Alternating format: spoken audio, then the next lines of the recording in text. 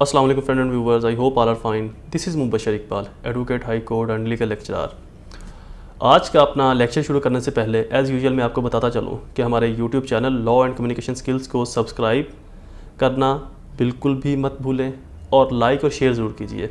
और हमारे फेसबुक के ऑफिशियल पेज को इनोवेटिव लॉ एकेडमी के नाम से जो है, जहाँ पर आप इस वीडियो को वॉच कर रहे हैं, उसको लाइक करें और सी फर्स्ट ज़रूर कर लें और अपने तमाम दोस्तों के साथ और लॉ के ग्रुप्स के अंदर हमारी वीडियोज़ को शेयर ज़रूर किया करें।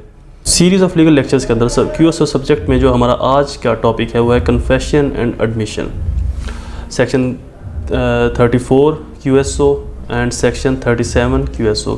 पहले हम एडमिशन को एक्सप्लेन करते चलें। Admission is a voluntarily acknowledgement of some certain fact in civil matter in civil suit.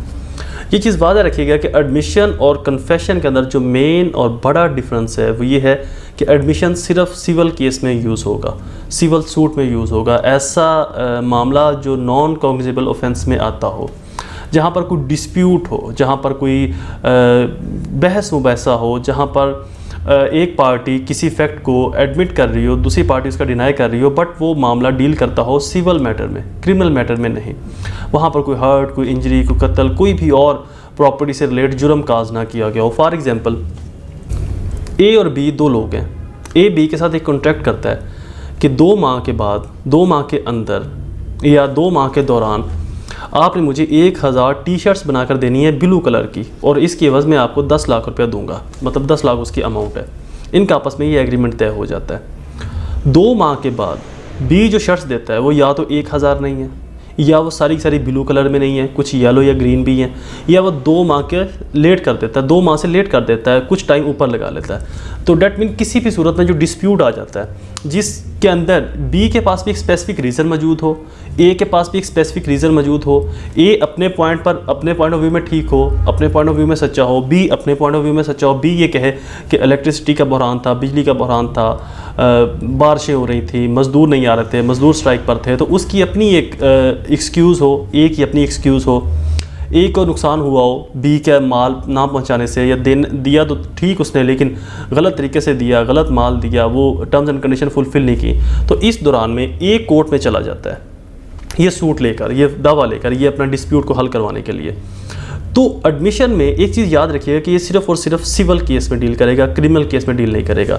तो कोर्ट बी को बुलवाती है और बी को कहती है, ए अपना जो दावा फाइल करता है, जो इल्ज़ाम लगाता है वो ये है कि बी के साथ मैंने एक एग्रीमेंट किया, फ़लाँ दिन को हमने एग्रीमेंट किया, फ़लाँ टाइम था, फ़लाँ जगह थी, उस जगह पर हमारा ये एग्रीमेंट तय हुआ है। एग्रीमेंट ये था कि आप मुझे 1000 शर्ट्स देंगे और मैं आपको 10 लाख रुपया दूंगा। वो 1000 जो टी-शर्ट्स होंगी उनका कलर ब्लू होगा। अदालत बी को बुलवाती है, बी अदालत में आता है और बी ये कहता है कि जी हमारा एग्रीमेंट हुआ था। तो that mean in certain fact, कुछ फैक्ट्स को अगर वो सारे फैक्ट तस्लीम करता है तो फिर तो डिस्प्यूट रहा ही नहीं, तो फिर तो उनको कोर्ट में आने की ज़रूरत ही नहीं पड़ेगी। अगर तमाम वो मामला को, तमाम फैक्ट को वो तस्लीम कर लेता है, डेट मीन अगर वो तस्लीम नहीं कर रहा तो तभी एक कोर्ट में आया, मजबूर हुआ। तो एक चीज़ याद रखिएगा कि एडमिशन के अंदर सर्टन फैक्ट, कुछ मखसूस फैक्ट को, एक से ज़ायद फैक्ट्स को तस्लीम किया जाता है, पूरे केस को, पूरी स्टोरी को, पूरे लॉजिक को तस्लीम नहीं किया जाता। क्योंकि अगर वो पूरे लॉजिक को तस्लीम कर रहा है, पूरी स्टोरी को एडमिट कर रहा है, अपने आप को, डेट मीन वो गलत साबित कर रहा है, रॉन्ग प्रूफ कर रहा है। जब वो रॉन्ग प्रूफ कर रहा है तो वो कोर्ट में आते ही ना, वो बाहर ही अपने मामले को सेटल कर लेते। तो कोर्ट में वो इसलिए आया कि बी अपनी किसी जगह के ऊपर ठीक था, अपने किसी पॉइंट के ऊपर ठीक था, ए अपने पॉइंट के ऊपर ठीक था, तो जिस वजह से उनके दरमियान में डिस्प्यूट पैदा हो गया, उनके दरमियान में एक लड़ाई झगड़े का माहौल बन गया, तो जिस वजह से वो कोर्ट में आए। तो बी कहता है जी हमारा एग्रीमेंट हुआ था, एग्रीमेंट को कंसीडर कर रहा है, एग्रीमेंट को एडमिट कर रहा है। तो एक फैक्ट उसने एडमिट कर लिया, एडमिशन हो गया। बी कहता है जी मेरा नाम बी था, तो डेट मीन वो अपने नाम को भी कंसीडर कर रहा है, एडमिट कर रहा है, दूसरा फैक्ट हो गया। बी कहता है हमारा एग्रीमेंट फ़लाँ डेट को हुआ था, तो एग्रीमेंट की डेट भी तस्लीम कर रहा है, यानी कि उसने अपना नाम तस्लीम कर लिया, एग्रीमेंट को तस्लीम कर लिया, फ़लाँ डेट को तस्लीम कर लिया। बट वो ये कहता है कि फॉर एग्जांपल मैंने इसको 2 माह के बाद कपड़े देने थे, बट हमारी ये टर्म्स एंड कंडीशन ऑरली या इम्प्लाइडली तय हुई थी कि अगर बिजली का बहरान है तो मैं 2 माह से लेट भी कर सकता हूँ। कॉन्ट्रैक्ट में 2 माह लिखा हुआ था, बट इम्प्लाइडली हमारी आपस में एक म्यूचुअल कंसेंट थी कि अगर बिजली का बहरान हुआ या मजदूर या कोई और स्पेसिफिक नेचुरल रीज़न बन गई, काज ऑफ एक्शन बन गई, नेचुरली कोई काम हो गया इस तरह का, बारिश ज़्यादा होगी, मजदूर नहीं आए, मजदूरों ने स्ट्राइक कर दी, तो इस दौरान में लेट भी हो सकती हैं। तो मैंने इनसे ये बात की थी, ए कहता है कि इसने ये बात नहीं की थी। देन दोनों अपने अपनी फेवर में एविडेंस लेकर आएंगे। एविडेंस कितनी इकसाम की होती हैं, कौन कौन सी एविडेंस होगी, इस केस में कौन कौन सी एविडेंस होगी उसके ऊपर हम अपने फर्दर लेक्चर अपलोड कर चुके हैं, वो आपको स्क्रीन के ऊपर लास्ट में नज़र आ जाएंगे। तो जिन डिस्प्यूट को बी कंसीडर्ड करेगा, बी एडमिट करेगा, वो एडमिशन कहलाएंगे।